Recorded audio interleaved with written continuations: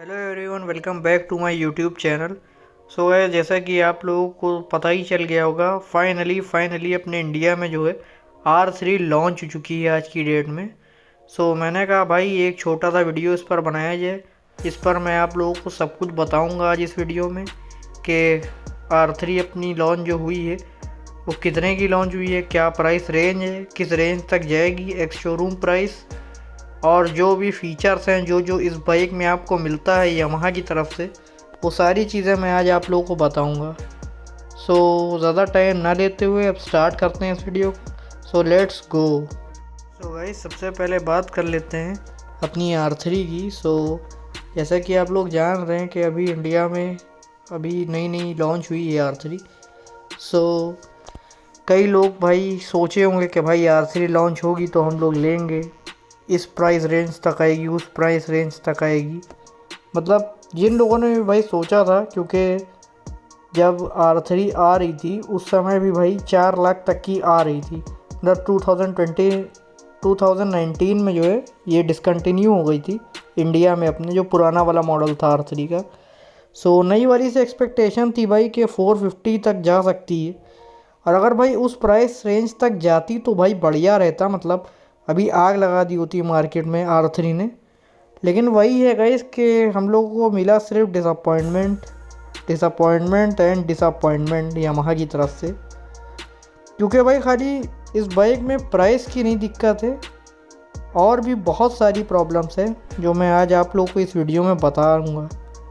सो सबसे पहली चीज़ भाई अगर बात कर लेते हैं R3 की, तो भाई R3 के नाम से आप लोग समझते हैं कि R3 जो है अपनी वो 300 सीसी कैटेगरी की मोटरसाइकिल है। मतलब है तो 297 सीसी की, लेकिन ऑलमोस्ट 300 सीसी की बाइक है with dual cylinder. So dual cylinder के साथ भाई R3 अपनी आती है।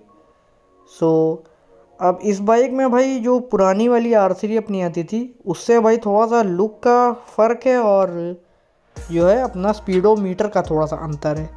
और पहले उसमें भाई हाइलोजन इंडिकेटर आते थे, इसमें LED इंडिकेटर आते हैं। और भाई मतलब लुक पूरा ऑलमोस्ट आगे से बदल दिया है, पीछे से भाई बिल्कुल सिमिलर है। पुरानी वाली R3 का लग रहा है मतलब बस उठा के पूरा पीछे का लगा दिए, और आगे इंडोनेशिया में R25 आती है, लग रहा है उसका आगे पूरा मास्क हेडलैम्प लगा दी है, और मीटर भी भाई R25 ही जैसा है लगभग। तो कुल मिला के भाई बात इतनी है कि R3 में इन लोगों ने कोई ज़्यादा मेहनत नहीं की है नई वाली में। क्योंकि भाई जो इंडोनेशिया में इस टाइम चल रही है नई वाली, वही इन लोगों ने लॉन्च की है इंडिया में। और भाई उसमें सबसे बड़ी मतलब कमी ये है कि भाई प्राइस, आप सबसे पहले मैं आप लोगों को बता दूं, एक्स शोरूम जो आई है वो 4,65,000 के करीब आई है। मतलब भाई 4,65,000 रुपये एक्स शोरूम प्राइस है। और जब उसमें भाई टैक्स वगैरह जुड़ेगा, अपना जो भी इंश्योरेंस वगैरह होता है, वो सब मिला जुला के भाई बाइक आराम से आपकी 530 तक जाएगी। मतलब 5,30,000 तक आप लोग अप्रॉक्सीमेट मतलब सोच लीजिए कि जाएगी ही जाएगी R3। सो भाई सबसे पहले सवाल ये आता है कि भाई इस बाइक में आपको ऐसा क्या ऑफ़र किया जा रहा है जो ये बाइक भाई आपसे इतना पैसा ले रही। मतलब एक 300 सीसी कैटेगरी की मोटरसाइकिल भाई 5 लाख के ऊपर की। सो सच बताएं तो भाई सिर्फ ये जो डुअल सिलेंडर इंजन है यामाहा का R3 का, इस चीज़ के लोग पैसे ले रहे हैं इतने, जो कि भाई मुझे बिल्कुल नहीं लगता है कि भाई देने लायक है। क्योंकि भाई अगर यामाहा से हट के आप देखते हैं तो इस प्राइस रेंज में भाई आपको बहुत सारी बाइकें मिल जाएंगी अच्छी जो इससे ज़्यादा फीचर्स देती हैं। लेकिन कोई बात नहीं भाई, एक समय के लिए हम लोग मान लेते हैं कि हम लोग भाई यामाहा फ़ैन बॉयज़ हैं और हमको R3 ही लेनी है, तो हम भाई किसी दूसरी बाइक की तरफ क्यों देखेंगे। तो भाई देखना मेन इसलिए पड़ जाता है क्योंकि दो बहुत बड़े भाई रीज़न है इसके पीछे। पहला रीज़न तो है भाई प्राइस, कि भाई आप 5,30,000 में एक जो है 300 सीसी कैटेगरी की मोटरसाइकिल ले रहे हैं, और वो चीज़ भी अगर आप सह लेते हैं तो भाई दूसरी चीज़ बिल्कुल नहीं सही जाएगी। वो है भाई फीचर्स, जिसके नाम पे भाई यामाहा हम लोग को चूना लगा रही है साफ। क्योंकि भाई फीचर के नाम पे भाई इस गाड़ी में कुछ भी नहीं है, लिटरली भाई कुछ भी नहीं है। अगर मैं अभी तक तो भाई मुझे भी नहीं पता था मैंने सोचा था भाई इंडिया में आते आते इस बाइक में ये सब चीज़ें आ जाएंगी, लेकिन जब लॉन्च हुई है तो पता चला कि भाई इसमें ना ही ट्रैक्शन कंट्रोल है ना ही क्विक शिफ्टर आता है। सो मतलब भाई इतना तो भाई होप था ही यामाहा से कि अगर इतना ही महंगी बाइक दे रहे हैं तो कम से कम भाई क्विक शिफ्टर और ट्रैक्शन कंट्रोल तो बाइक में भाई आना ही आना चाहिए था। क्योंकि भाई आपकी R15M जो बहुत छोटी कैटेगरी की बाइक है, सिंगल सिलेंडर, उसमें भाई ट्रैक्शन कंट्रोल की बिल्कुल ज़रूरत नहीं, फिर भी यामाहा ने दिया। सो हेड्स ऑफ टू यामाहा इस चीज़ के लिए भाई कि R15 जैसी बाइक में भी आपने ट्रैक्शन कंट्रोल दिया, क्विक शिफ्टर दिया, जिसकी भाई शायद इस बाइक को ज़रूरत थी भी नहीं। लेकिन भाई पर्सनली मैं बताऊँ, मुझे फ़ीचर्स काफ़ी अच्छे लगते हैं और भाई इन फीचर से कई बार जान भी बच सकती है। लेकिन भाई जो बाइक आपकी उससे डबल सीसी कैटेगरी की, जिसमें उससे बहुत ज़्यादा पावर है, डुअल सिलेंडर मशीन है, उसमें भाई आपने कुछ भी नहीं दिया। मतलब क्विक शिफ्टर तो छोड़िए, ट्रैक्शन कंट्रोल तो भाई मस्त था इस बाइक में देने लायक। क्योंकि भाई जो भी नए होते हैं उनको भाई इतना एक्सपीरियंस नहीं होता है, सो उनकी भाई जान बच सकती थी। इस चीज़ के लिए भाई कम से कम ट्रैक्शन कंट्रोल सिस्टम तो डालना ही डालना चाहिए था बाइक में। तो ये चीज़ भाई बहुत डिसअपॉइंट की है मुझे कि भाई फ़ीचर के नाम पे भाई बहुत बुरा हम लोग का काटा है यामाहा ने इस बार। ना कोई शिफ्टर है ना ट्रैक्शन कंट्रोल है बाइक में। सो हम लोग भाई 5 लाख उस इंजन के देंगे। सो ये चीज़ भाई मुझे वर्थ इट नहीं लगी।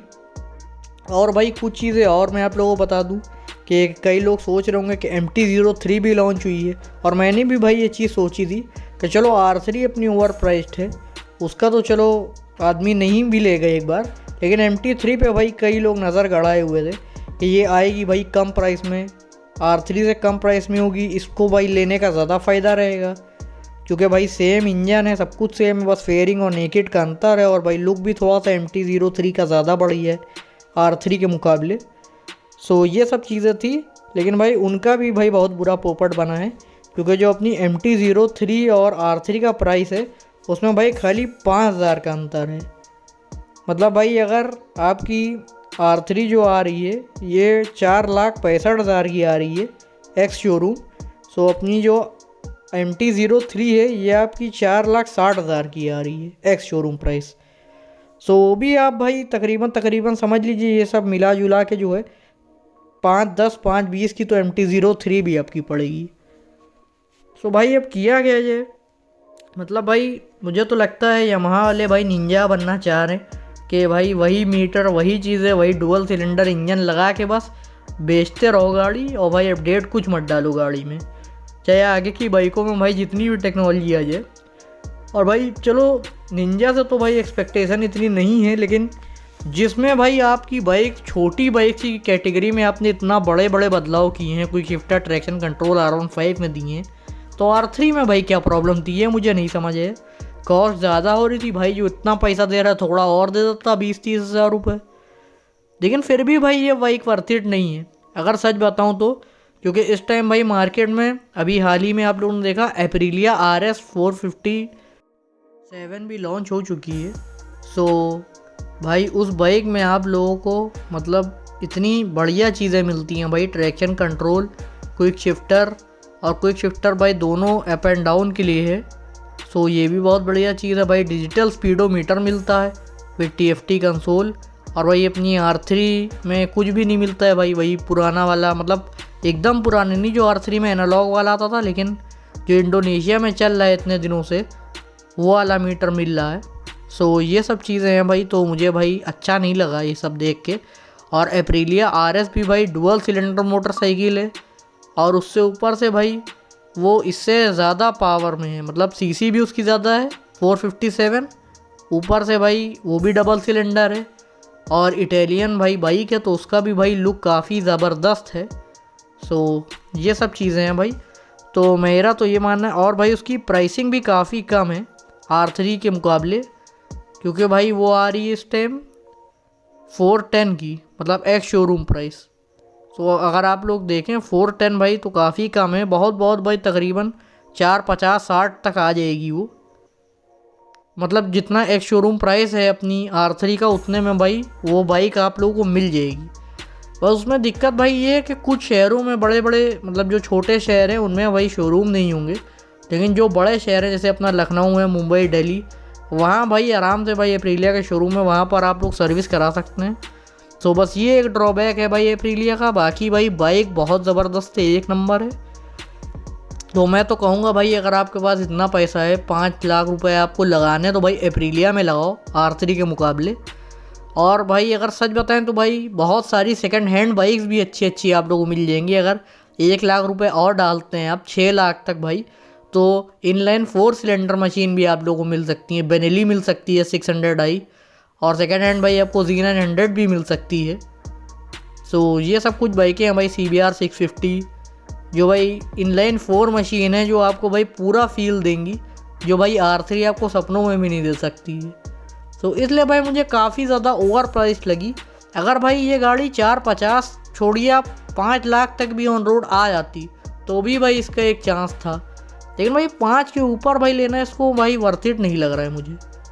सो यही सब था भाई आज की वीडियो में। और जो लोग सोच रहे हैं भाई MT-03 लेने के लिए, तो भाई उनके लिए भी कोई बहुत अच्छी चीज़ नहीं है, क्योंकि भाई एप्रीलिया RS 457 भाई उससे भी सस्ती है, और भाई MT-03 भाई R3 से तो स्लो ही होगी। तो कोई मतलब नहीं है भाई उस चीज़ का। सो बस मुझे यही आप लोगों को बताना था। अब भाई आप लोगों पर है कि आप लोगों को कौन सी बाइक लेनी है। मैंने अपना ओपिनियन दे दिया, और भाई आप लोग कमेंट करें कि आप लोग भाई 5 लाख तक की कौन सी बाइक लेना चाहेंगे। और भाई मैं ये भी देखना चाहता हूँ कि भाई कौन लोग हैं जो इतने प्राइस में R3 भी लेने के लिए तैयार हैं, कौन यामाहा के इतने बड़े फ़ैन बॉयज़ हैं। सो वो भी भाई कमेंट कर सकते हैं। बाकी भाई अगर और कोई बाइक आपके सजेशन में है जो आप देखना चाहते हैं, तो वो भी दे सकते हैं 4-5 लाख में, 6 लाख तक। सो मिलूँगा आप लोगों को तब तक किसी और वीडियो में। Till then bye bye, tata, see ya, good bye.